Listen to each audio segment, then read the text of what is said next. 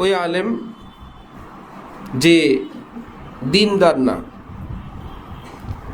যার মধ্যে আল্লাহর ভয় নাই, সে আলেমের কথা আছে এখানে। সে কোরআনে পাক হাদিসে পাককে নিজের সমস্ত রাগ, গোসা, হিংসা, গীবত সেটার হাতিয়ার বানায়।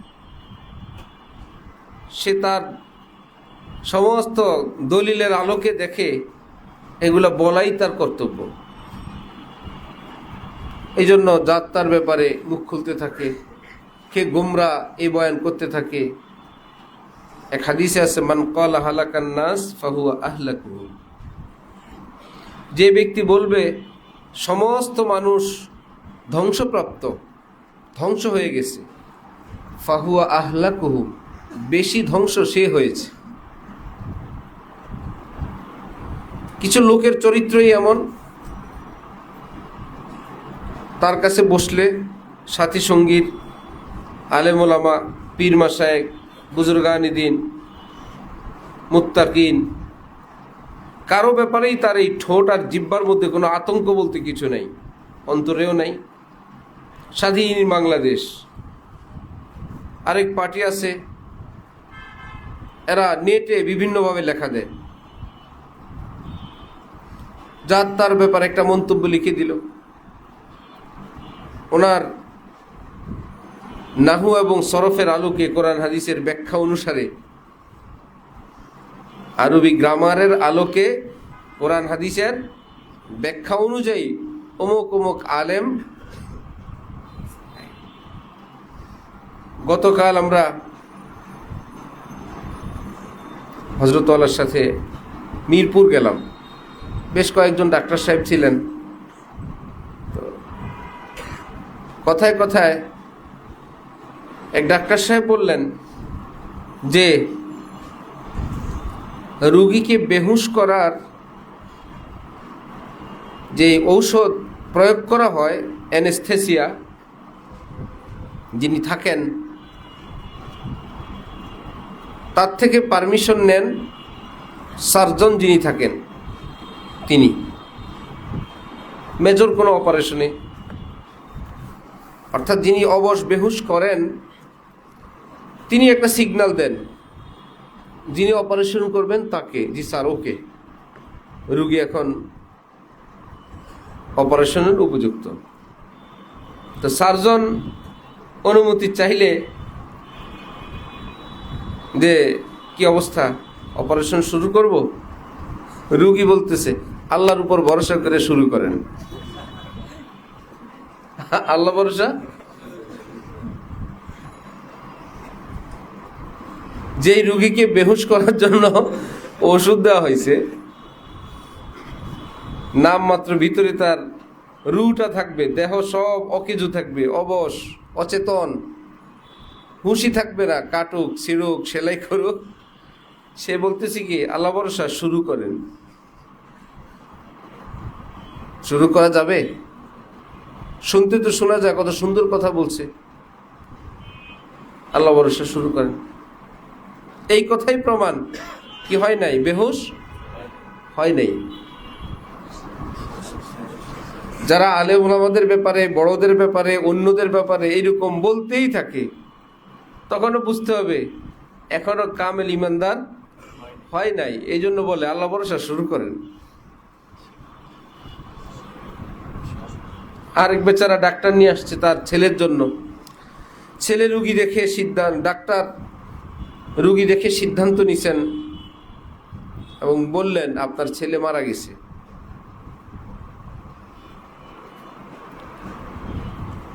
পড়ালেখা করে নাই, ছেলে শুয়ে শুয়ে শুনতেছে আমার ব্যাপারে ডাক্তারের সিদ্ধান্ত কি, আমি নাকি মারা গেছি। ছেলে ভাবলো একটু পরেই তো জানাজা, কাফন দাফনের ব্যবস্থা করবে, আমি তো চুপ থাকার টাইম নেই। পাশে ছিল বাবা, বলল যে আব্বা আমি মরি নেই।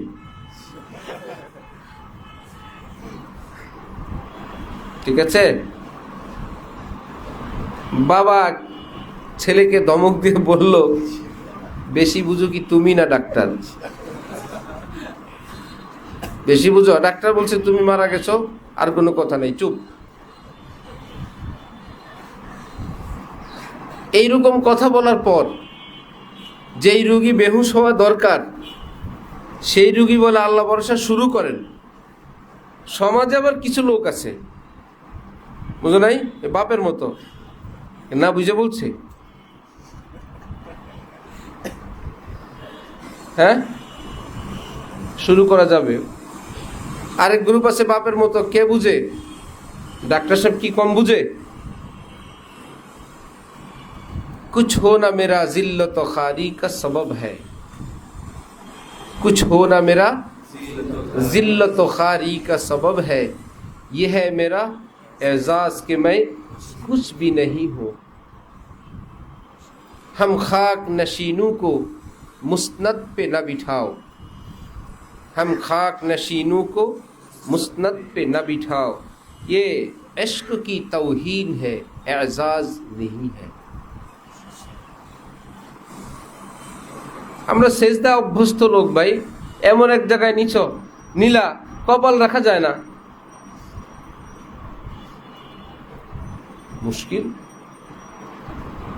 আমরা সব মাটিতে থাকার লোক, 5 ওয়াক্ত সেজদা করা লাগে, এমন পরিবেশ, এত সম্মান, এত ভিআইপি, নামাজের জায়গা নেই। প্রেমিকদের জন্য কি সম্মান না জিল্লত? ये इश्क की तौहीन है, एजाज नहीं है। যদি এর ব্যাখ্যা আরো ভিন্ন আছে। অর্থাৎ এমন পদ, পোস্ট, সম্মান, বক্তৃতা, নির্বাচন, রাজনীতি, গণতন্ত্র, যেখানে গেলে আল্লাহর সঙ্গে আমার সম্পর্ক বিনষ্ট হবে, ধ্বংস হবে, সেখানে গিয়ে আমার বড় সম্মান, পদ, পদবি, এগুলো সম্মান না, তাওহীন, সবই অপমান, সবই হলো নামাজ হলো না। হাকিমুল উম্মত হযরত থানবীর একটা কথা, বাতিলের সঙ্গে ঐক্য, এই সংক্রান্ত হযরত থানবী বলছেন বাতিলের সঙ্গে ঐক্য করা জায়েজ যদি বাতিল মাগলুব থাকে, অর্থাৎ পরিচালনা যদি হকের হাতে থাকে।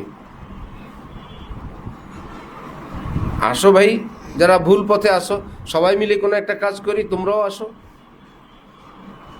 বাতিলের সাথে ঐক্য হইল না, কিন্তু চালিকা শক্তি বাতিলের হাতে না হকের হাতে? হকের হাতে। তাহলে ভয়ের আশঙ্কা নাই।